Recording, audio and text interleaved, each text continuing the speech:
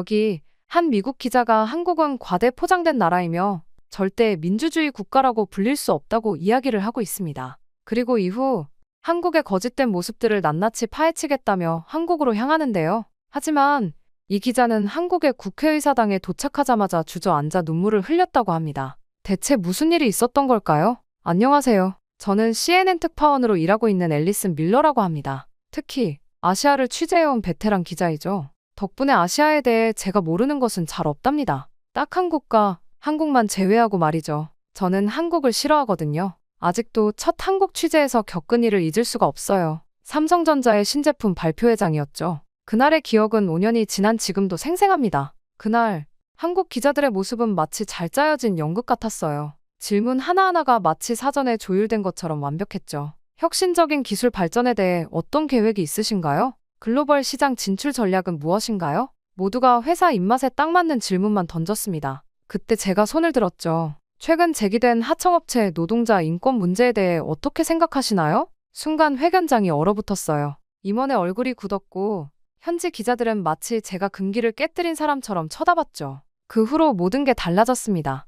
프레스룸에서는 누구도 제게 말을 걸지 않았어요. 심지어 평소 친하게 지내던 한국 기자들조차 저를 피했죠. 하지만 진짜 충격적인 일은 그날 밤에 일어났습니다. 호텔로 돌아와 노트북을 켰을 때 모든 파일이 암호화되어 있었고 화면에는 다음번엔 더 조심하시죠라는 메시지가 떠 있었어요. 취재 자료, 인터뷰 녹음본, 5년간 모아온 아시아 특파원 자료까지 모두 사라졌죠. 그날 이후 저는 한국을 과대포장의 나라라고 불렀습니다. 민주주의를 외치면서 이런 언론의 자유를 완전히 탄압하고 있다니 이게 말이나 되는 일인가요? 결국 그 일 이후로 저는 한국과 관련된 모든 것을 거부했어요. 뉴욕 본사에서 한국 관련 기사가 올라오면 바로 삭제했고 한국 제품은 일절 구매하지 않았죠. 심지어 작년에는 LA 지사에서 제안한 한국 문화 특집 다큐멘터리 연출도 거절했어요. 전 더 이상 허상을 팔지 않습니다. 라고 단호하게 말했죠. 도쿄나 타이베이 특파원직은 서로 하겠다고 했지만 서울만큼은 모두가 꺼렸어요.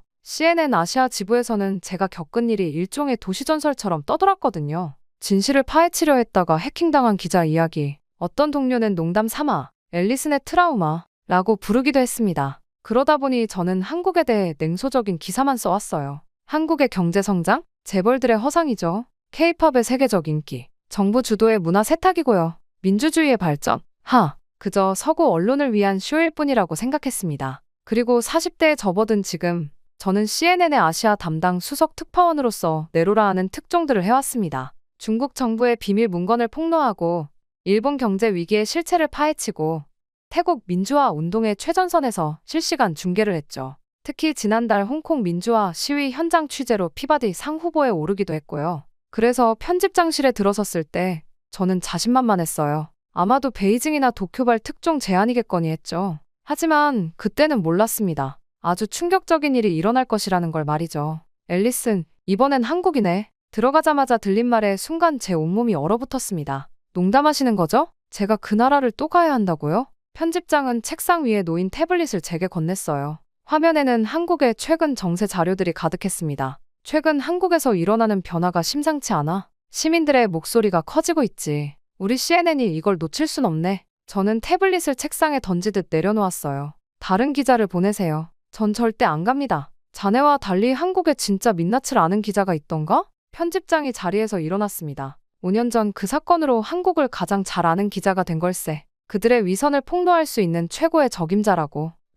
또 삼성이나 현대 같은 재벌들의 홍보성 기사를 쓰라는 거겠죠? 아니면 이번엔 정부 선전이라도 도와줘야 하나요? 편집장은 서류 하나를 책상 위에 올려놓았어요. 이건 다음 달 표지 특집 기사야. 아시아의 새로운 물결, 민주주의의 최전선. 자네가 맡았으면 하네. 제 심장이 멈추는 것 같았습니다. 표지 특집은 모든 특파원들이 꿈꾸는 기회였죠. 게다가 이번 특집은 본사 발령을 결정짓는 중요한 기사였어요. 하지만 왜 하필 한국입니까? 최근 아시아에서 가장 역동적인 변화가 일어나는 곳이 한국이야. 자네의 냉철한 시각으로 그들의 실체를 파헤쳐주게. 과연 그들이 말하는 민주주의가 진짜인지. 결국 저는 마지못해 수락했어요. 3일이면 충분합니다. 어차피 그들의 허상을 벗기는 데는 그 정도면 되겠죠. 서류 가방에 노트북을 넣으며 저는 이미 기사 제목까지도 정해두었습니다. 민주주의의 가면을 쓴 동아시아의 가짜 별. 비행기 티켓을 예약하면서도 지난번처럼 또 해킹이나 당하는 것 아닌지 의심스러웠죠.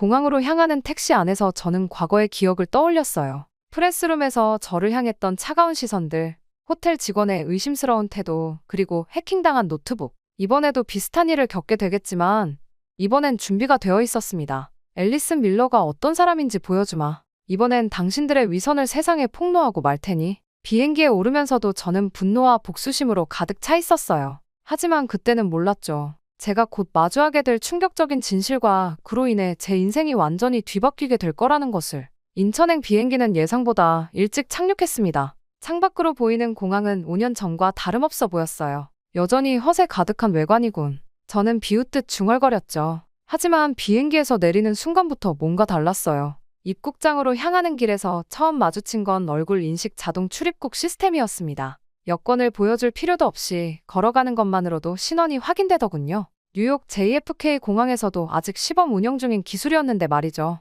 우연이겠지. 입국장을 빠져나오자 이번엔 자율주행 로봇이 제 앞에서 청소를 하고 있었어요. 사람들 사이를 유연하게 피해 다니며 쓰레기를 치우는 모습이 마치 살아있는 생명체 같았죠. 그때 옆을 지나가던 또 다른 로봇이 실례합니다 라며 길을 비켜달라고 하더군요. 수화물을 운반하는 로봇이었습니다. 제 캐리어가 조금 무거웠는지 헐떡이며 끌고 있었는데 항공항 직원이 달려와 도와주겠다고 했어요. 거절했지만 그는 끝까지 배웅하며 안부를 물었죠. 장시간 비행하시느라 피곤하시죠? 이쪽이 엘리베이터고 저쪽이 에스컬레이터입니다. 편하신 걸로 이용하세요. 이런 친절은 진심일까? 수화물 찾는 곳에서는 스마트폰 하나로 모든 게 해결되었어요. 제 짐이 언제 나오는지, 어느 벨트로 나오는지, 심지어 짐이 벨트에 올라오는 순간 알림까지 왔습니다. 옆에서 한 외국인이 짐을 못 찾겠다며 당황해하자 주변 사람들이 먼저 나서서 도와주더군요. 누가 시킨 것도 아닌데 말이에요. 가장 인상적이었던 건 공항 내 디지털 사이니지였어요.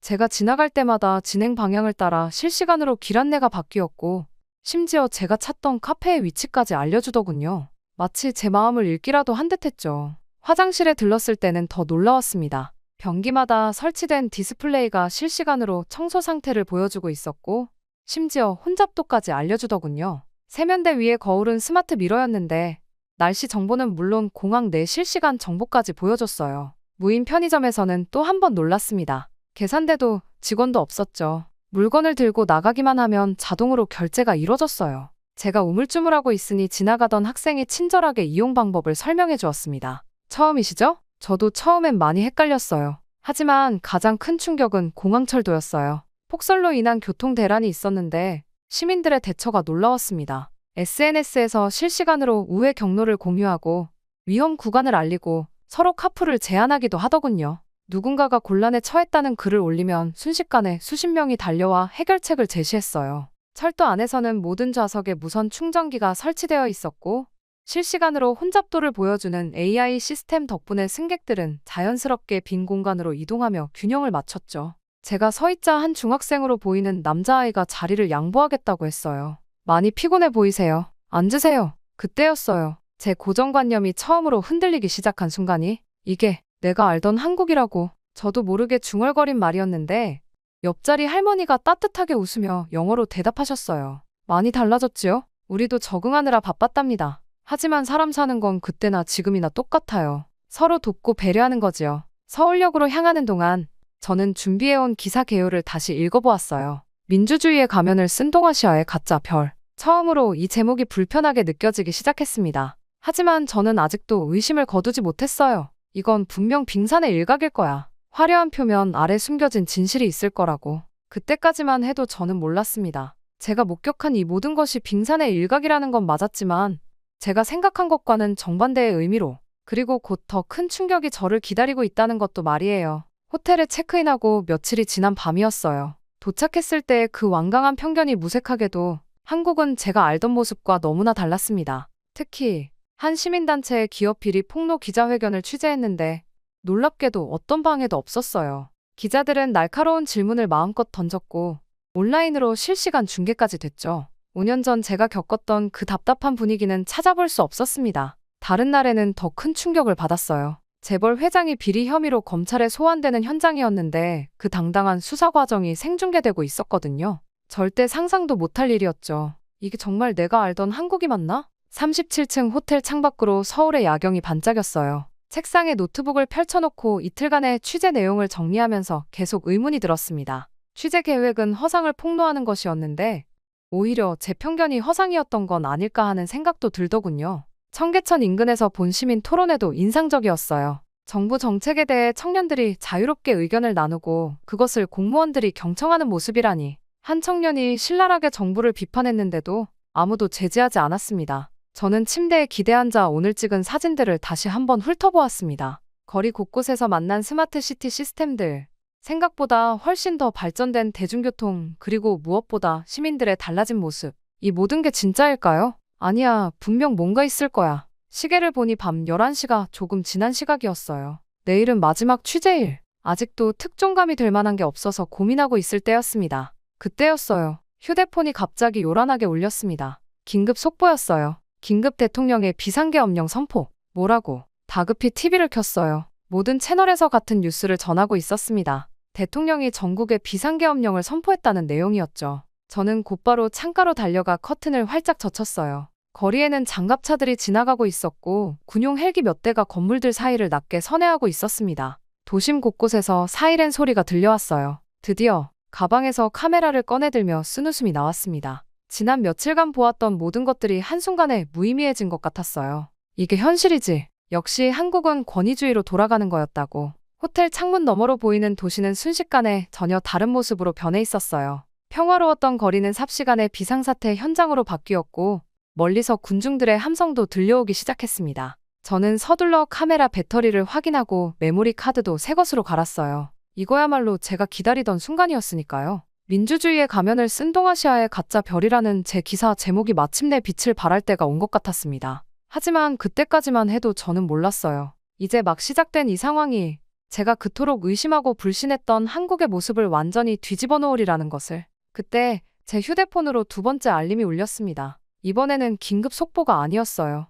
SNS 알림이었죠. 호텔 창문으로 보이는 거리에서 뭔가 달라지고 있었어요. 도로 위로 시민들이 하나둘씩 모여들기 시작했습니다. 그것도 아주 질서정연하게요. 마치 누군가의 지시라도 받은 것처럼 모두가 한 방향으로 움직이고 있었어요. 스마트폰을 확인하자 실시간 트렌드의 비상계엄 국회로 같은 해시태그들이 폭발적으로 늘어나고 있었습니다. 뭔가 큰일이 벌어지려 하고 있었어요. 그리고 그때 멀리서 들려오는 함성 소리. 이건 분명 제가 예상했던 것과는 전혀 다른 상황의 시작이었습니다. 천천히 굴러가는 택시 안에서 저는 SNS 피드를 새로 고침했습니다. 국회로 해시태그가 폭발적으로 늘어나고 있었어요. 시민들은 서로의 위치를 공유하며 안전한 경로를 알려주고 있었죠. 국회의사당의 거리는 사람들로 가득했고 멀리서 들려오는 헬기 소리가 묘한 긴장감을 더했습니다. 차에서 내리자마자 저는 숨을 멈췄어요. 수많은 시민들이 물결처럼 움직이고 있었습니다. 그저 스마트폰 불빛만이 수천 개의 별처럼 반짝이고 있었어요. 어둠 속에서 그 광경은 마치 은하수처럼 보였습니다. 갑자기 사람들의 동요가 일어났어요. 국회의사당 정문 쪽에서 무언가가 벌어지고 있었습니다. 카메라를 들고 그쪽으로 달려갔죠. 달려가니 이미 계엄군들이 국회로 진입하려 하고 있었어요. 저는 셔터를 누를 준비를 했습니다. 이제 곧 강제 진압이 시작되겠지. 그러면 제가 예상했던 그런 장면이 펼쳐지겠지. 그때 기자들 사이로 한 중년 남성이 걸어왔습니다. 여당 의원이었죠. 그의 표정은 무거웠지만 눈빛만은 단단했습니다. 마이크를 든 기자들 앞에서 그는 잠시 침묵했어요. 그리고는 조용하지만 단호한 목소리로 말했습니다. 이것은 명백한 반역입니다. 그의 한마디에 주변이 쥐죽은 듯 조용해졌어요. 군부는 절대 움직이지 말아야 합니다. 이 나라의 주인은 국민입니다. 카메라 플래시가 터지는 가운데 그의 흔들림 없는 음성이 밤 공기를 가르고 있었습니다. 그 순간 저는 깨달았어요. 이것이 진정한 카리스마구나. 고함치거나 위협하지 않고도 그의 말 한마디 한마디가 가진 무게는 어떤 폭력보다 강했습니다.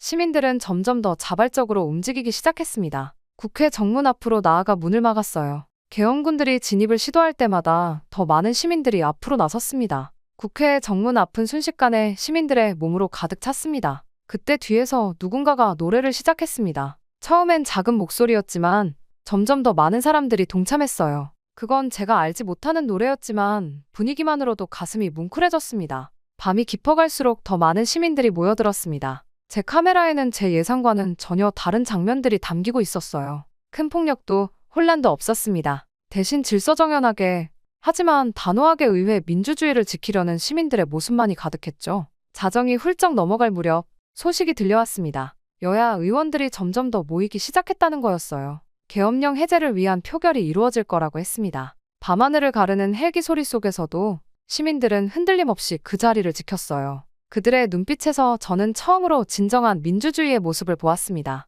제 편견이 얼마나 잘못되었는지를 깨닫는 순간이었죠. 그러다 의원들이 들어온다 라는 외침이 들렸어요. 시민들 사이로 술렁임이 퍼져나갔죠. 저는 본능적으로 카메라를 들었습니다. 처음에는 계엄군들이 의원들의 출입을 막았습니다. 몇몇 의원들은 국회 담장을 넘어야 했어요. 그러나 시민들의 저항이 계속되자 계엄군들도 결국 의원들의 출입을 막지 않았습니다. 이후 도착한 의원들은 정문을 통해 자연스럽게 들어갈 수 있었어요. 본회의장으로 향하는 의원들의 발걸음은 결연했습니다. 그들의 얼굴에서 비장함이 느껴졌어요. 여당, 야당 할 것 없이 모두가 한마음이 된 듯했죠. 저는 계속해서 셔터를 눌렀습니다. 이 순간이 역사가 될 것이란 걸 직감적으로 알 수 있었거든요. 그리고 마침내 국회 본회의장의 안건 회의가 시작되었습니다. 건물 밖에서 지켜보던 시민들의 숨소리가 더욱 가빠졌어요. 스마트폰으로 생중계를 보는 사람들의 화면이 광장 곳곳에서 반짝였습니다. 아무도 자리를 떠나지 않았어요. 표결을 시작하겠습니다. 국회의장의 목소리가 생중계 화면을 통해 울려 퍼졌습니다.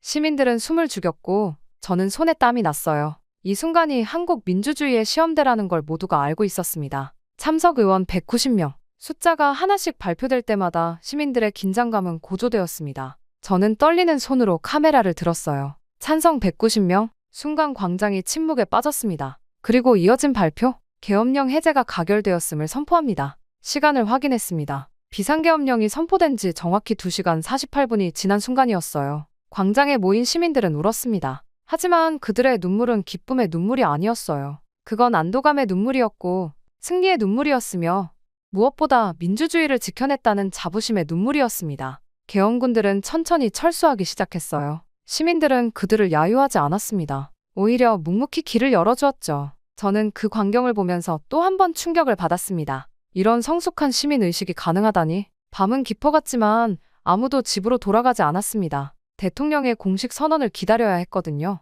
시민들은 여전히 광장을 지켰고 저는 계속해서 그들의 모습을 카메라에 담았어요. 잠들지 못한 채로 맞이한 새벽, 드디어 뉴스가 들어왔습니다. 대통령, 국회 계엄령 해제 가결 수용. 국민의 뜻 겸허히 받아들인다. 선포부터 해제까지 총 6시간. 그 시간 동안 한국은 세계의 민주주의의 진정한 의미를 보여주었습니다. 시민들은 마지막까지 평화적이고 질서정연했어요. 큰 폭력 한 번 없었고 과격한 구호 하나 들리지 않았습니다. 호텔로 돌아와 노트북을 펼쳐 CNN 뉴스룸에 첫 기사를 쓰기 시작했습니다. 한국의 시민들이 민주주의를 지켜냈다. 그들은 폭력 대신 질서를, 분노 대신 연대를, 혼란 대신 평화를 선택했다. 창밖으로 떠오르는 아침 해를 바라보며 마지막 문장을 적었습니다. 6시간, 그것은 단순한 시간이 아닙니다. 한국 민주주의의 새로운 이정표이자 세계 민주주의 역사의 길이 남을 순간입니다. 편집장의 첫 반응은 생각보다 더 뜨거웠어요. 기사를 보내고 10분도 채 되지 않아 전화가 왔습니다. 편집장 톰 핸더슨의 목소리는 흥분으로 가득했죠. 앨리슨, 이건 단순한 기사가 아니야. 우리가 지금까지 한국을 어떻게 봐왔는지 완전히 다시 생각하게 만드는 기사라고. 그의 말에 저는 잠시 숨을 골랐어요. 사실 이 기사를 쓰면서 제 안에 무언가가 완전히 바뀌었다는 걸 저도 느꼈거든요. 톰, 솔직히 말씀드리면 저도 이런 기사를 쓸 거라고는 상상도 못했습니다. 3일이면 충분하다고 생각했죠. 한국의 허상을 들춰내는 기사를 쓸 생각이었으니까요. 제 고백에 톰은 잠시 침묵했다가 말을 이었습니다. 그게 바로 이 기사가 가진 힘이야. 내가 직접 겪고, 보고, 느낀 것들이 생생하게 담겨 있어. 편집장의 말대로였어요. 그 6시간의 경험은 제가 15년 동안 쌓아온 모든 편견을 무너뜨렸습니다. 이제 저는 새로운 렌즈로 한국을 보고 있었죠. 호텔 창가에 서서 아침 러시아워로 분주한 서울거리를 바라봤어요. 출근하는 사람들의 발걸음은 평소와 다름없어 보였습니다. 하지만 저는 알고 있었죠. 이 평범해 보이는 일상 속에 얼마나 강인한 민주주의가 숨쉬고 있는지를요. 노트북으로 돌아와 후속 기사를 쓰기 시작했습니다. 이번에는 한국의 시민의식에 대한 심층 분석이었어요. 키보드를 두드리는 손가락이 멈추지 않았죠. 한국의 진정한 힘은 화려한 기술이나 경제력이 아닙니다. 그것은 바로 시민들의 성숙한 민주의식입니다. 그들은 자신들의 권리를 지키기 위해 싸울 줄 알지만 그 과정에서 결코 큰 폭력이나 혼란을 택하지 않았습니다. 이것이야말로 진정한 선진국의 모습이 아닐까요? 기사를 쓰면서 지난 며칠간의 기억이 스쳐 지나갔어요. 인천공항에 도착했을 때 그 오만했던 제 모습이 부끄러웠습니다. 과대포장의 나라라고 단정지었던 제 자신이 오히려 편견으로 포장된 저널리스트였던 거죠. 오후가 되자 세계 각국의 언론사에서 연락이 오기 시작했어요. 모두들 한국의 이번 사태에 대해 더 자세히 알고 싶어 했습니다. 저는 그들에게 제가 본 것을 있는 그대로 전했죠. 한국의 민주주의는 교과서적입니다. 하지만 그건 단순히 제도나 시스템의 문제가 아니에요. 시민들의 의식 속에 깊이 뿌리내린 민주주의 정신, 그리고 그것을 지키려는 강인한 의지가 있기 때문입니다. 호텔에 도착해서 저는 마지막 마무리 기사를 썼어요. 이번에는 제 개인적인 고백을 담았습니다. 저널리스트로서 15년을 살아왔지만 이번 한국에서의 경험은 제 인생을 완전히 바꾸어 놓았습니다. 우리는 때로 너무 쉽게 판단하고 너무 빨리 결론 내립니다. 하지만 진정한 저널리즘은 편견 없이 보고 겸손하게 배우며 진실을 찾아가는 여정이어야 해요. 한국은 저에게 그 소중한 교훈을 가르쳐 주었습니다. 마지막 문장을 쓰고 노트북을 덮으며 생각했어요. 이제 내일이면 다시 세계 곳곳에 현장을 누비는 특파원으로 돌아가겠죠. 하지만 더 이상 예전의 제가 아닙니다. 짐을 정리하면서 제가 한국에 처음 도착했던 날의 기억이 떠올랐어요. 그때 저는 얼마나 오만했었나요? 3일이면 충분해. 허상을 들춰내면 돼. 그렇게 쉽게 단정지었던 제 모습이 부끄러웠습니다. 호텔방을 나서기 전 마지막으로 창가에 섰어요. 서울의 밤거리가 반짝이고 있었습니다. 어제 그 은하수 같았던 휴대폰 불빛들이 떠올랐죠. 그리고 문득 취재 첫날 만났던 택시 기사님의 말씀이 생각났습니다. 외국 손님들이 우리나라를 처음 오시면 다들 놀라시더라고요. 근데 그게 겉모습이에요. 진짜 한국을 보려면 사람을 봐야 해요. 그때는 그 말씀이 과한 자부심처럼 들렸는데 이제야 그 의미를 진정으로 이해할 수 있었어요. 공항으로 가는 택시 안에서 저는 마지막 음성 메모를 녹음했습니다. 한국은 저에게 3가지를 가르쳐 주었어요. 첫째, 진정한 민주주의는 시민들의 마음속에 있다는 것. 둘째, 평화로운 저항이야말로 가장 강력한 힘이라는 것. 그리고 마지막으로 우리가 보는 것이 전부가 아니라는 것입니다. 6시간의 계엄령 사태는 끝났어요. 하지만 그들이 보여준 민주주의의 힘은 영원히 기억될 것입니다. 그리고 저는 이제 다른 눈으로 세상을 보게 되었죠. 다음에 어떤 나라, 어떤 현장을 가더라도 더 이상 성급한 판단을 하지 않을 거예요. 더 깊이 보고, 더 오래 듣고, 더 천천히 이해하려 노력할 겁니다. 이것이 한국이 제게 준 가장 값진 선물입니다. 비행기 탑승구 앞에 섰을 때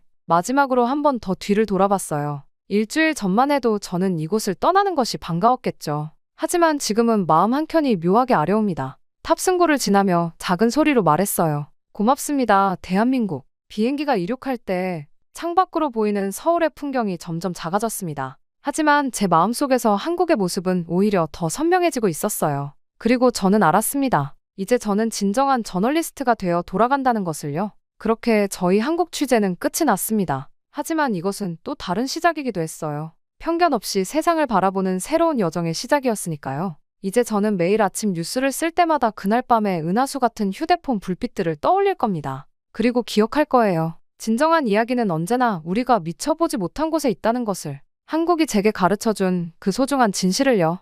여기 일본 천재의 여고생이 한국인의 계략 때문에 인생이 완전히 바뀌어버렸다면서 시험지를 찢으며 목 놓아 울었다고 하는데요.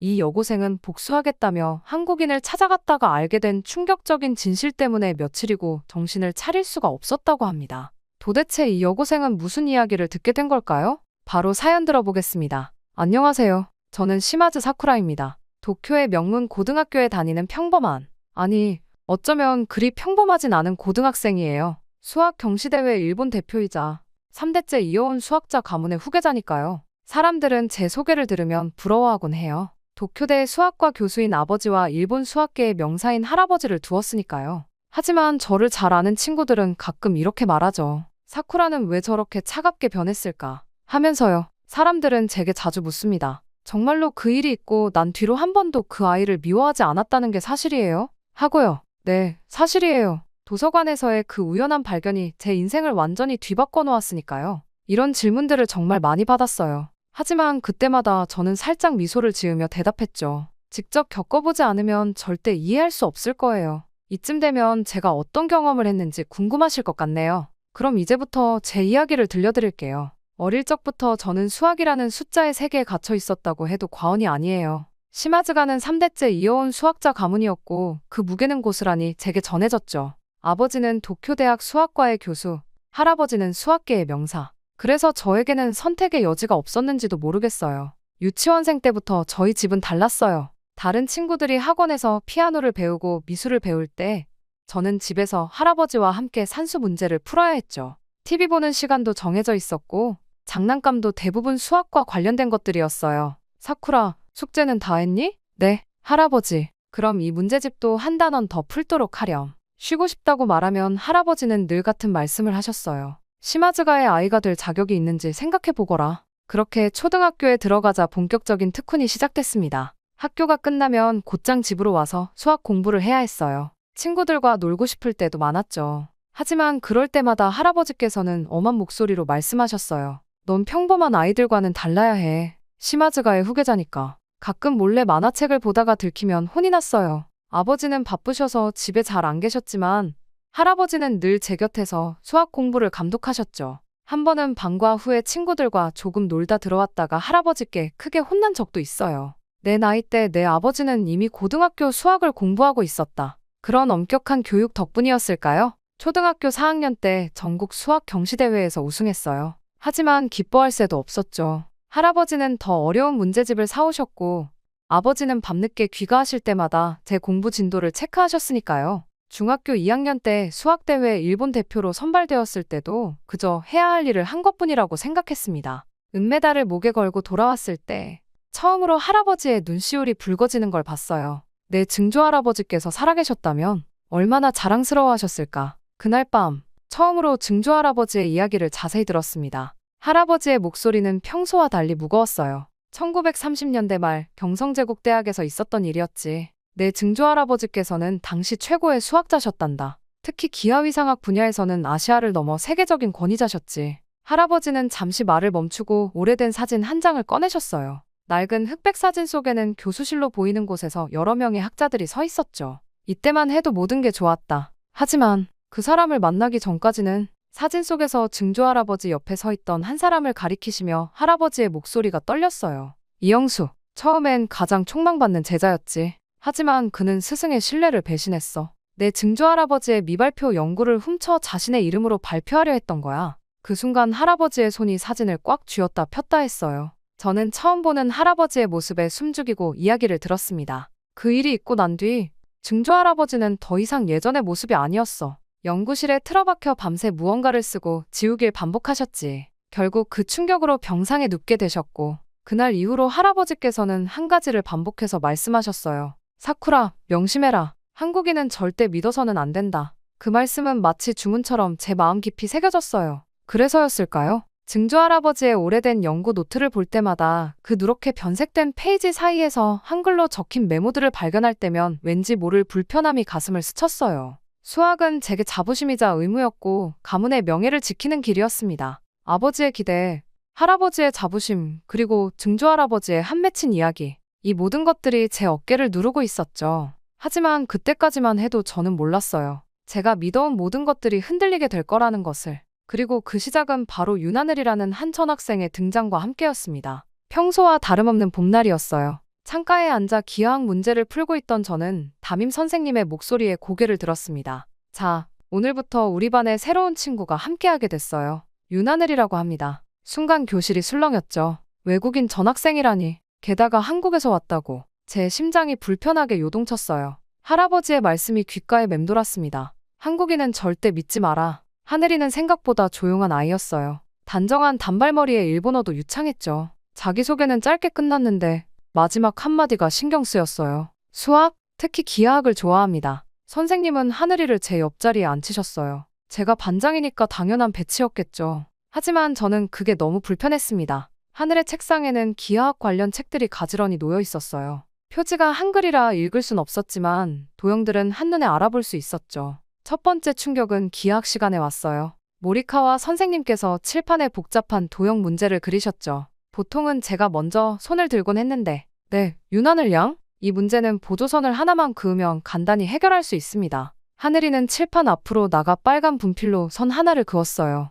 그러자 마치 마법처럼 복잡해 보였던 문제가 단순해졌죠. 저도 그 순간 하고 깨달았어요. 하지만 그게 더 불편했습니다. 훌륭하구나, 하늘 양. 이런 직관력은 정말 특별한데. 그때 선생님의 칭찬에 하늘은 수줍게 웃었어요. 하지만 제 귀에는 그 웃음이 거만하게 들렸죠. 그날 수업이 끝날 때까지 하늘은 모든 증명 과정을 완벽하게 설명했어요. 마치 교과서를 읽어주듯이. 점심시간 친구들이 하늘이에게 몰려들었어요. 대단하다. 어떻게 그렇게 바로 풀이가 보이는 거야? 한국에서도 수학 잘했어. 아, 그냥 할머니께서 어릴 때부터 가르쳐 주셔서요. 할머니가 수학 교수셨거든요. 그 말에 저도 모르게 귀가 쫑긋해졌어요. 할머니가 수학 교수라니. 방과 후 도서관에서 공부하려는데 하늘이가 다가왔어요. 저기, 심하즈?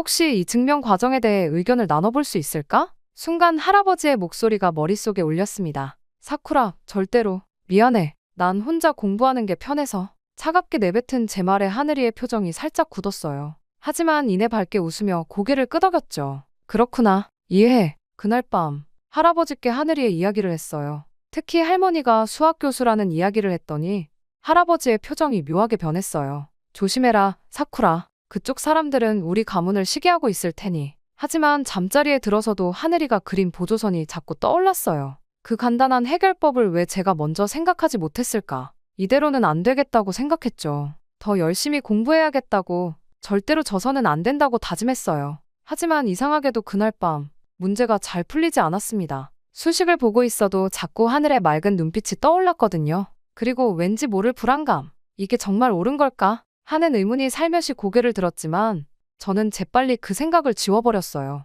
창밖에 벚꽃이 흩날리는 걸 보며 마음을 다잡았습니다. 할아버지 말씀이 맞아. 절대로 마음을 열어서는 안 돼. 전국 수학 올림피아드 예선이 한 달 앞으로 다가왔어요. 매년 참가하던 대회였지만 이번엔 달랐습니다. 왜냐하면 하늘이도 참가 신청을 했거든요. 아침 7시 평소처럼 도서관에 도착했는데 하늘이는 이미 와 있었어요. 창가 자리에 앉아서 무언가를 열심히 적고 있었죠. 그 모습을 보자 왠지 모를 초조함이 밀려왔어요. 저도 서둘러 자리를 잡고 문제집을 펼쳤습니다. 어머, 하늘이 너 그거. 옆자리 친구의 목소리에 고개를 돌렸어요. 하늘이의 책상 위에는 낡은 노트 한 권이 놓여 있었는데 표지에 적힌 한글 중에서 1988이라는 숫자가 눈에 들어왔어요. 아, 이거요? 할머니의 연구 노트예요. 예전에 기하위상학을 연구하실 때 쓰신. 순간 제 심장이 멈췄어요. 기하위상학이라니? 증조할아버지의 전공이었어요. 그날 하교 후 저는 며칠째 계획하고 있던 일을 실행에 옮겼습니다. 도서관 청소 당번이 끝나고 하늘이가 잠시 자리를 비운 사이 저는 실수로 하늘의 책상 위에 있던 물병을 쓰러뜨렸어요. 갈색 물이 노트를 적셨고 오래된 종이는 금세 물들었죠. 아, 미안해. 내가 너무 서둘러서. 황급히 사과하는 제 모습에 하늘이는 잠시 말을 잃었어요. 노트는 이미 엉망이 되어 있었죠. 하늘이의 얼굴이 창백해졌어요. 그때 처음으로 하늘의 눈에서 눈물을 봤습니다. 할머니의 마지막 연구 기록인데 가슴이 찌르르 아파왔어요. 이런 걸 원한 게 아닌데 그저 올림피아드 준비를 방해하고 싶었을 뿐인데. 그렇게 하늘이는 젖은 노트를 조심스럽게 들고 집으로 돌아갔어요. 다음 날 하늘이는 평소처럼 학교에 나왔지만 전날의 그 밝은 표정은 없었죠. 대신 새 노트를 꺼내 무언가를 열심히 적고 있었어요. 기억나는 대로 다시 적어야 해요. 할머니의 연구를 제가 이어가야 하니까. 그 말을 듣는 순간 제 마음 한구석이 무너져 내렸어요. 증조할아버지의 연구를 훔쳤다던 이영수. 정말 그런 일이 있었던 걸까? 하늘의 할머니는 어떤 분이었을까? 궁금증이 차올랐지만 차마 물어볼 수는 없었죠. 예선이 다가올수록 하늘이는 더 늦게까지 도서관에 남았어요. 가끔 훔쳐보면 피곤해 보이는 얼굴로 무언가를 계속 적고 있었죠. 한 번은 그 모습을 보다가 깜짝 놀랐어요. 하늘이 그리고 있던 도형이 증조할아버지의 옛 논문에서 봤던 것과 비슷했거든요. 혹시 그거? 제 목소리에 하늘이가 고개를 들었어요. 아, 이건 할머니께서 늘 고민하시던 문제예요. 완전한 증명을 찾지 못하셨대요. 1930년대부터 여러 수학자들이 도전했지만 1930년대 경성제국대학 증조할아버지 모든 것이 연결되는 것만 같았어요. 하지만 저는 여전히 입을 다물었죠. 대신 그날부터 하늘이의 책상을 지날 때마다 괜히 발걸음이 무거워졌어요.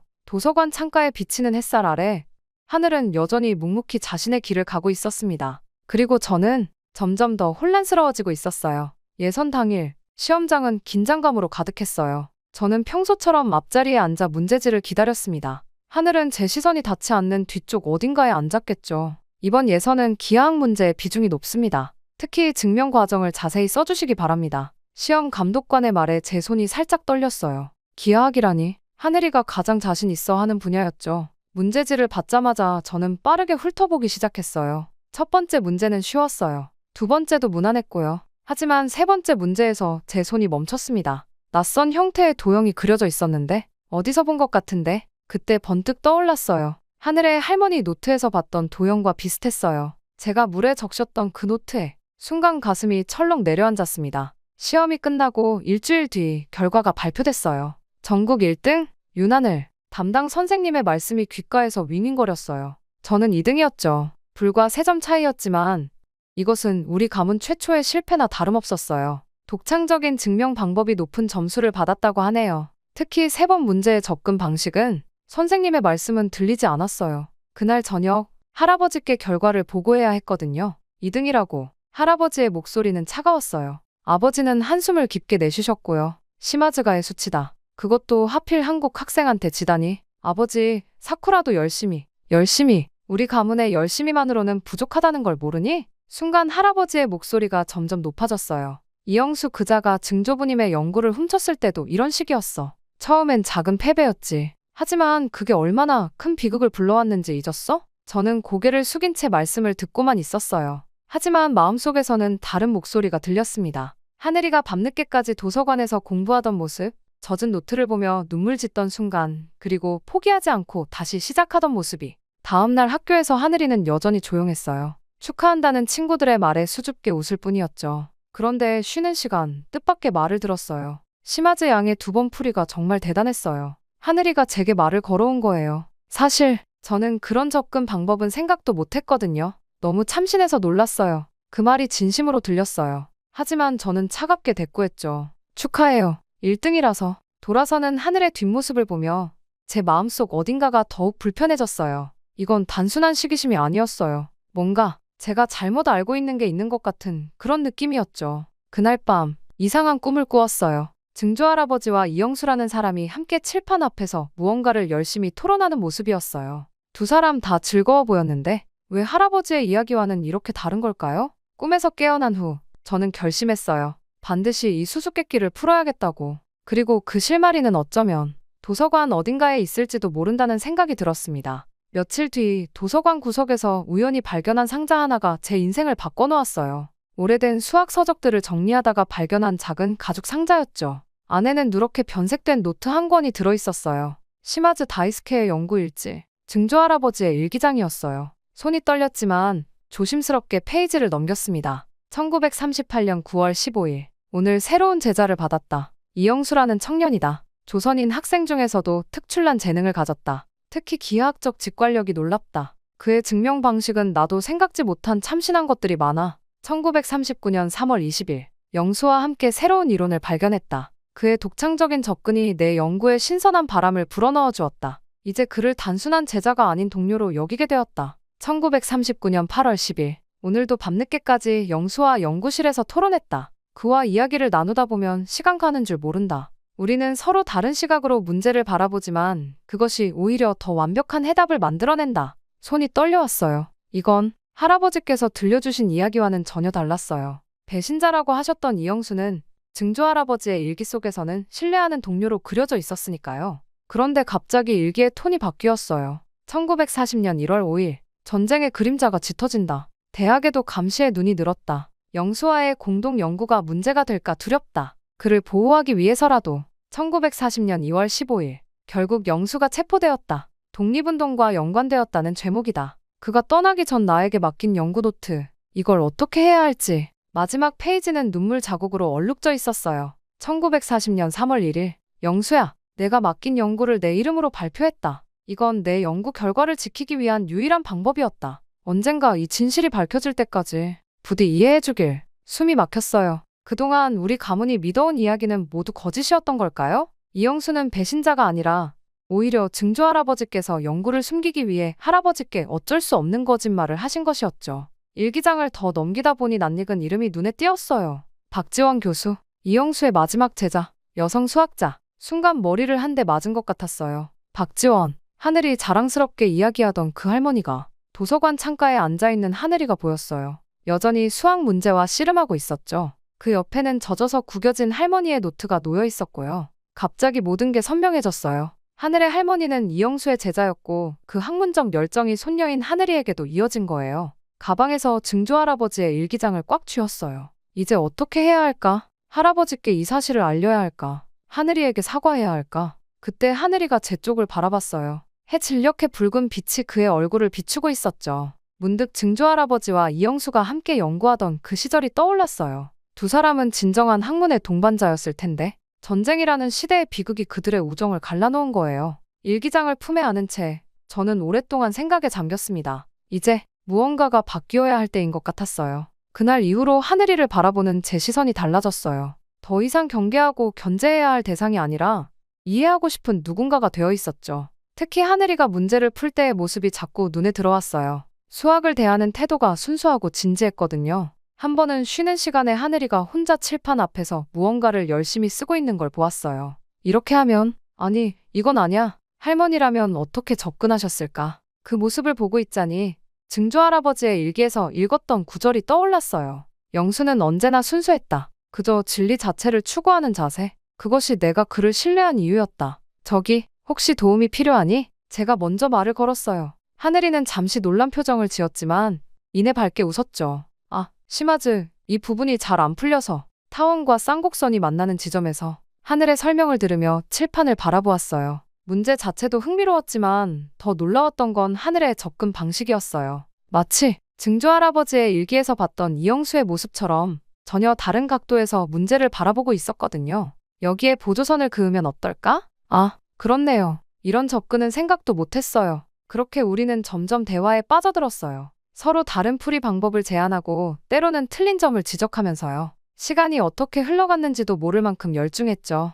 역시 시마즈는 대단해. 이렇게 체계적으로 증명하다니. 너도 기하학적 직관력이 정말 놀라워. 그제야 알았어요. 우리는 서로를 보완할 수 있는 사이라는 걸. 제가 부족한 부분을 하늘이 채워주고 하늘이 놓친 부분을 제가 잡아줄 수 있다는 걸요.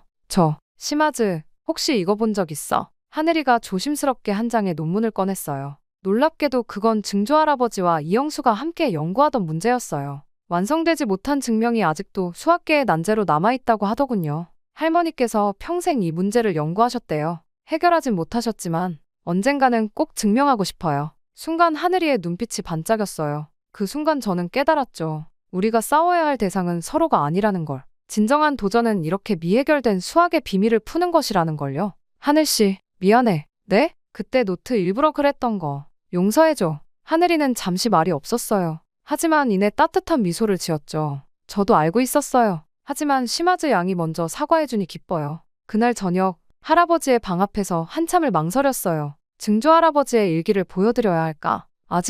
아직은 때가 아닌 것 같았어요. 그 전에 먼저 하늘과 함께 그들의 미완성된 연구를 완성하고 싶었거든요. 창밖으로 보이는 달빛이 유난히 밝았어요. 마치 증조할아버지와 이영수 선생님이 저희를 지켜보고 계신 것 같았죠. 기다려주세요. 저희가 꼭 완성해 보일게요. 그렇게 시간이 흘렀고 전국 본선 대회가 열리는 날이었어요. 이번에는 2인 1조로 팀을 이뤄 문제를 해결하는 방식이었죠. 당연히 하늘과 제가 한 팀이 됐어요. 대회장에 들어서자 긴장감이 감돌았어요. 특히 마지막 문제는 1시간 동안 두 사람이 함께 풀어야 하는 고난도 증명 문제라고 했죠. 하늘의 손이 살짝 떨리는 게 보였어요. 괜찮아. 우리 잘할 수 있어. 제가 먼저 하늘의 손을 잡아주었어요. 한 달 전만 해도 상상도 못했을 일이죠. 하지만 지금의 저희는 달랐어요. 시험이 시작됐어요. 처음 세 문제는 순조롭게 풀어나갔죠. 그러다 어느덧 마지막 문제를 풀어야 하는 순간이 왔습니다. 저는 숨을 들이켰어요.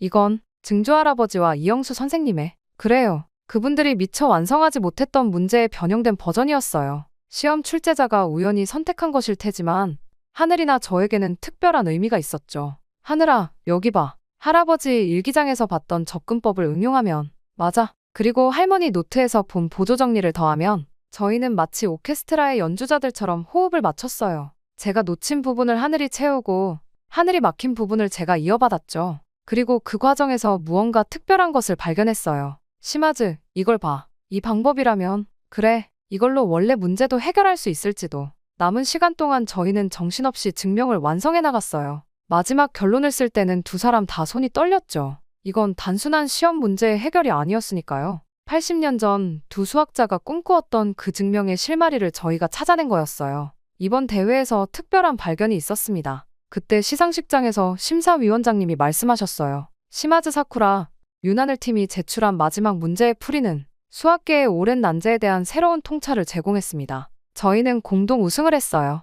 하지만 그보다 더 중요한 건 증조할아버지와 이영수 선생님의 미완성 증명을 향한 첫걸음을 내딛었다는 거였죠. 그렇게 시상식이 끝나고 하늘과 저는 조용히 학교 뒤뜰로 걸어갔어요. 벚꽃이 흩날리는 공기 속에서 하늘이 조용히 말했죠. 할머니가 계셨다면 정말 기뻐하셨을 텐데 우리가 대신 기뻐해줘야겠네. 저는 가방에서 증조할아버지의 일기장을 꺼냈어요. 이제 할아버지께 보여드려야 할 것 같아. 하늘이는 말없이 고개를 끄덕였어요. 우리의 우승은 끝이 아닌 시작이었죠. 오래된 편견과 오해를 풀어야 하는 더 큰 과제가 남아있었으니까요. 저녁 노을이 체육관 창문에 비칠 때 저희는 마지막 문제의 풀이를 다시 한번 검토했어요. 그리고 그 옆에는 증조할아버지와 이영수 선생님의 옛 연구 노트가 놓여 있었죠. 마치 두 분이 저희를 지켜보고 계신 것 같았어요. 우리가 꼭 완성할 거예요. 그래, 반드시. 그날의 일몰은 유난히 아름다웠어요. 마치 새로운 시작을 축복해주는 것처럼요. 그날 밤, 저는 오랫동안 할아버지의 서재 앞을 서성였어요. 손에는 증조할아버지의 일기장을 꼭 쥐고 있었죠. 몇 번이나 노크하려다 멈췄다가 결국 용기를 내어 문을 두드렸습니다. 들어오너라. 그렇게 할아버지는 항상 그러시듯 책상 앞에 앉아 계셨어요. 오늘따라 등이 더 굽어 보이셨죠. 할아버지, 보여드릴 게 있어요. 떨리는 손으로 일기장을 내밀었어요. 할아버지는 잠시 일기장을 바라보시더니 천천히 손을 뻗으셨죠. 이건 아버님의. 할아버지의 목소리가 떨렸어요. 페이지를 넘기시는 손길도 조심스러웠죠. 그리고 이영수 선생님에 대한 기록이 나오자 할아버지의 얼굴이 굳어졌어요. 이건 거짓이다. 분명 이영수가. 할아버지, 제가 더 찾아봤어요. 가방에서 오래된 신문 스크랩들을 꺼냈어요. 하늘의 할머니, 박지원 교수님이 쓰신 논문들도요. 거기엔 이영수 선생님과 증조할아버지의 공동 연구에 대한 언급이 있었어요. 그리고 이건 오늘 대회에서 하늘이랑 같이 발견한 거예요. 마지막 문제의 풀이를 보여드렸어요. 증조할아버지와 이영수 선생님의 미완성 증명에 대한 새로운 접근법이었죠. 할아버지는 한참 동안 말씀이 없으셨어요. 그러다 천천히, 아주 천천히 입을 여셨죠. 나는 내가 아버님의 한을 풀어드려야 한다고 생각했다. 그래서 이영수라는 사람을 원망했고 그의 제자였던 박지원이라는 사람도 그의 손녀인 하늘이라는 아이도. 할아버지의 눈가에 눈물이 고였어요. 하지만 이건 내가 만들어낸 한이었던 거니? 할아버지, 그래, 이제야 기억이 나는구나. 어릴 적 아버님께서 자주 하시던 말씀이 영수는 내 평생의 동료였다고. 할아버지는 천천히 일어나 책장으로 걸어가셨어요. 거기서 오래된 액자 하나를 꺼내셨죠. 먼지를 닦아내자 증조할아버지와 이영수 선생님이 함께 찍은 사진이 나왔어요. 전쟁이 모든 걸 망쳐놓았구나. 진실도, 우정도. 하지만 이제 다시 시작할 수 있어요. 할아버지, 하늘이랑 저는 이미. 할아버지의 눈빛이 달라졌어요. 마치 오랜 어둠이 걷히는 것 같았죠. 내가 그 애와 함께 이 증명을 완성했다고. 네, 아직 완벽하진 않지만 증조할아버지와 이영수 선생님이 가고자 했던 길을 찾은 것 같아요. 할아버지는 오랫동안 창밖을 바라보셨어요. 밤하늘에 떠있는 별들이 유난히 밝아 보였죠. 사쿠라야, 네, 할아버지. 미안하다. 그리고 고맙다. 그날 밤 늦게까지 할아버지와 이야기를 나눴어요. 처음으로 증조할아버지의 진짜 이야기를, 전쟁 전의 이야기를 들을 수 있었죠. 그리고 할아버지의 마지막 말씀이 아직도 생생해요. 내일 그 아이를 우리 집으로 초대하거라. 박지원 교수의 손녀라. 나도 그 아이의 할머니 이야기가 듣고 싶구나. 창밖에서 바람이 불어왔어요. 마치 오래된 한숨이 날아가는 것 같았죠. 그리고 저는 알았어요. 새로운 시작이 될 거라는 걸. 네, 할아버지. 하늘이 분명 좋아할 거예요. 제가 처음으로 하늘을 우리 집에 초대한 날은 봄비가 부슬부슬 내리고 있었어요. 하늘은 조금 긴장한 듯 보였지만 품에 안고 온 할머니의 연구 노트만큼은 꼭 쥐고 있었죠. 어서 오너라. 할아버지의 목소리는 어색했지만 따뜻했어요. 하늘은 공손하게 인사를 했고 저는 그 모습을 보며 가슴이 뭉클해졌어요. 바로 얼마 전까지만 해도 상상할 수 없었던 장면이니까요. 이건 할머니의 마지막 연구 노트인데. 아, 박지원 교수의. 할아버지는 조심스럽게 노트를 받아들었어요. 페이지를 넘기시다가 문득 손을 멈추셨죠. 이 필체는 이영수 선생의. 네, 할머니께서 이영수 선생님의 마지막 제자셨대요. 그리고 이 노트에는 하늘이는 이야기를 시작했어요. 할머니가 들려주신 이영수 선생님과의 추억, 그리고 증조할아버지에 대한 이야기들. 놀랍게도 그 이야기 속의 증조할아버지는 항상 따뜻한 분이셨어요. 선생님께서는 늘 말씀하셨대요. 시마즈 교수님은 진정한 스승이자 친구였다고. 그 순간 할아버지의 눈시울이 붉어졌어요. 하늘은 계속해서 할머니의 이야기를 들려주었죠. 수학에 대한 순수한 열정, 어려운 시기에도 포기하지 않았던 학문에 대한 의지, 그리고 언젠가는 두 스승의 미완성 연구를 완성하고 싶다는 꿈까지. 그 꿈을 제가 이어받았어요. 그런데 시마즈 양을 만나고 나서야 그게 가능할 것 같다는 생각이 들었어요. 저는 살짝 놀랐어요. 하늘도 저와 같은 생각을 하고 있었다니. 그날 저녁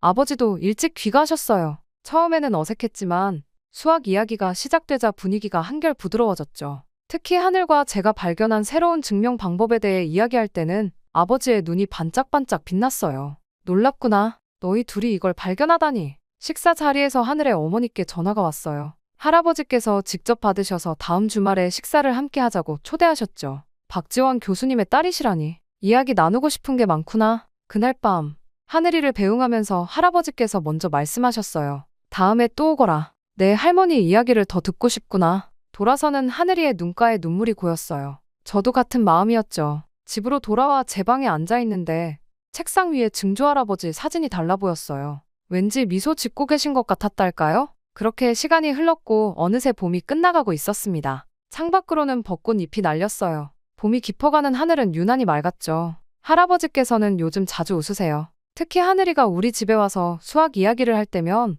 마치 옛 친구를 만난 것처럼 즐거워하시죠. 사쿠라, 하늘아, 네, 할아버지. 너희들이 진정한 수학의 의미를 알게 해주었구나. 할아버지의 서재에는 이제 새로운 사진이 걸렸어요. 증조할아버지와 이영수 선생님의 옛 사진 옆에 하늘과 제가 함께 찍은 사진이요. 80년의 시간을 뛰어넘어 같은 자리에서 같은 꿈을 꾸고 있는 저희들의 모습이요. 시마즈, 여기 이 부분.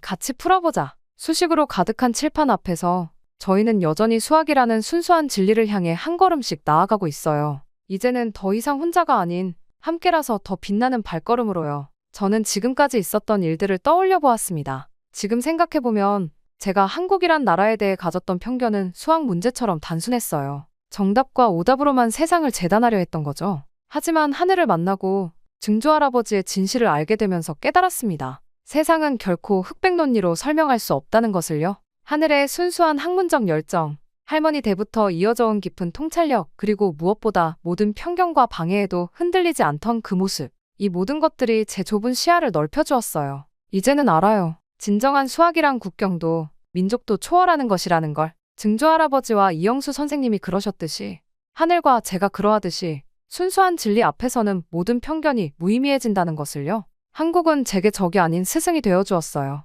마음을 열면 더 넓은 세상이 보인다는 것, 서로 다른 시각이 만날 때 더 아름다운 해답이 나온다는 것, 그리고 무엇보다 진정한 우정은 어떤 역사적 상처도 치유할 수 있다는 것을 가르쳐 주었으니까요. 이제 저는 당당히 말할 수 있어요. 제가 한국을 오해했다고, 그리고 그 오해를 풀어준 것이 제 인생의 가장 큰 축복이었다고요. 할아버지께서도 이제는 미소 지으며 말씀하시죠. 사쿠라, 넌 나보다 훨씬 일찍 진실을 깨달았구나. 창밖으로 보이는 하늘은 도쿄와 서울 위에서 똑같이 푸르고 그 아래에서 우리는 같은 꿈을 꾸고 있답니다. 제 이야기는 여기까지입니다. 길었던 이야기를 들어주신 모든 분들께 감사의 말씀 전합니다. 행복하세요.